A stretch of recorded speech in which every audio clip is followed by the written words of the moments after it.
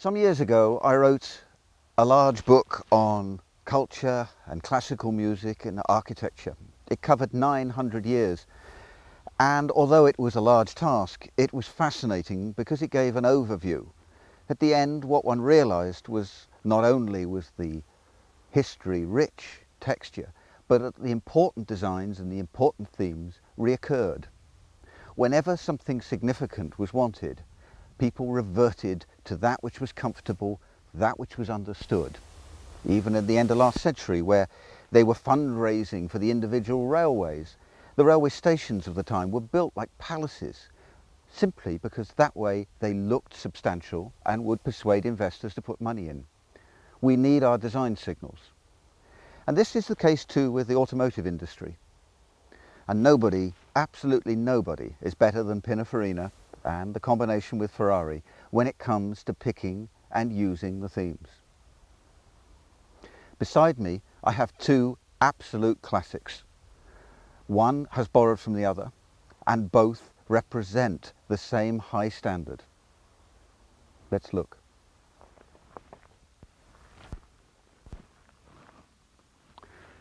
This car follows in the footsteps of the famous short wheelbase 250 GT. It had virtually the same wheelbase and the same V12 Colombo engine, along with many, many racing lessons learnt from the fabulous P275. The gearbox, the independent rear suspension, they came from the Le Mans winning 250 LM, which anyone who's been to Coys will see and will relish. There are also family ties to classics like the great GTO and the fabulous P3s and P4s, which certainly are on my wall. All this, and the Daytona as its offspring, makes this everything that is sacred.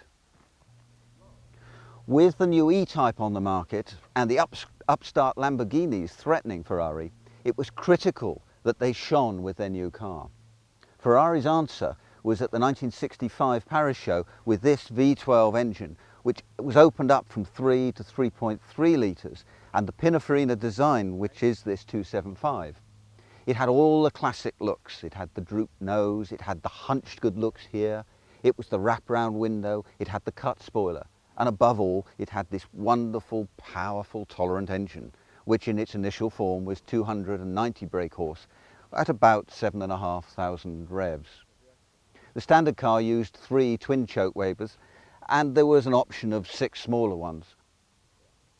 This Ferrari was the first that had a 5-speed road-going gearbox, because before that they'd used overdrives, and it was placed aft in order to copy the current fashion from Alfa and Porsche. There were oval chassis struts which were tricky to restore and weren't always as stiffer as one would have hoped, particularly in the competition or the Spider versions. Early cars would reach about 160, but the poor disc brakes and the initial aerodynamic troubles with the nose lifting resulted in the 1966 long-nosed Mark II, which had a larger rear window and it had exposed hinges and it had split fuel tanks. Then, in between 66 and 68, just 360 glorious GTB4s were built. They were based on the Mark II, and they used a 300 horsepower engine and 4 cams. This was a peak of engineering, and with 8,000 revs and nearly 170 miles an hour, it was designed for race, but it was wonderful on the road.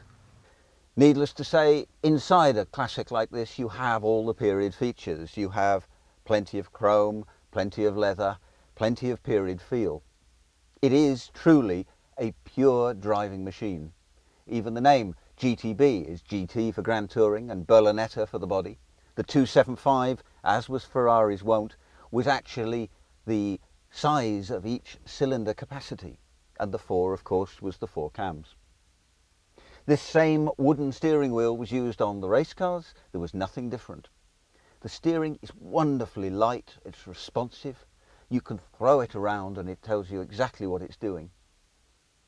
The rear gearbox also helps because the balance obviously is there, but really as a drive car, the low idle, the fact that 2,500 revs you've got action, made it glorious.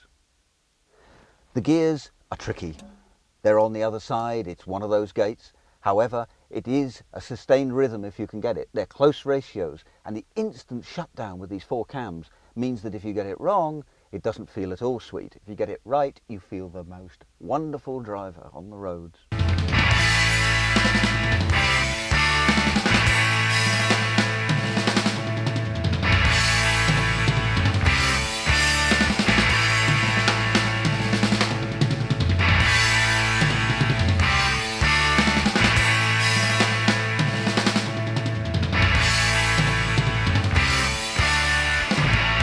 This is the brand new Ferrari flagship. It replaces the Testarossa 512, the huge, powerful, old mid-engine V12. They've reverted now to the classic V12 front engine as they had in the 275's days, and deserted what they started as a family with the Boxer. This, as a result, is more practical, it is more comfortable, it has more luggage space, and it is much faster. The aluminium body is set over a tubular steel frame sandwiched by a composite material which permits welding between different metals. The bumpers and the wheel arches are also composites, which is a wise move on a bodywork this expensive. The skillful Pininfarina styling has side vents from the old GTO, classic small roof, the hunches, everything about the long bonnet, the cut-off tail is reminiscent of the 275. It is all part of the tradition.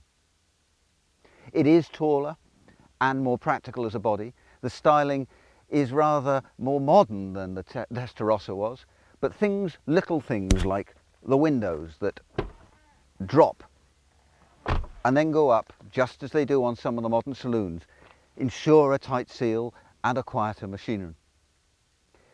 It has a 485 brake horse 5.5 litre engine. It's a development of the 2+2 456 GT. It is tilted, and the V12 has 4 valves and it has 4 overhead cams, just as the 275 did. They wind tunnel tested this car for 4,800 hours, and as a result the underside is virtually fully flared in. The whole thing is slipstreamed even underneath. It has electrically controlled seating, it has 6 CD auto changer, full air con, power steering. There are various speeds and clever tricks all over the place.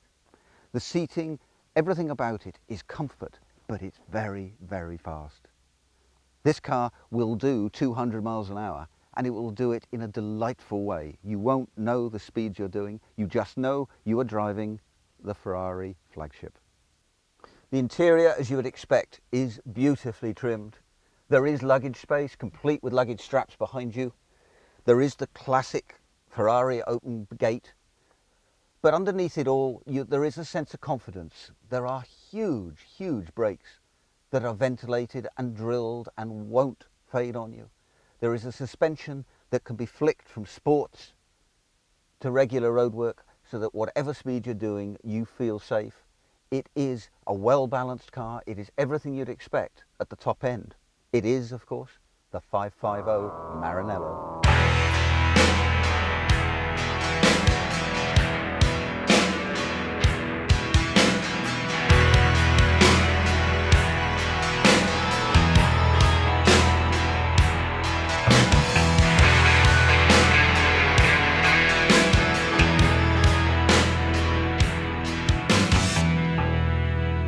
So here we are, 2 beautiful cars.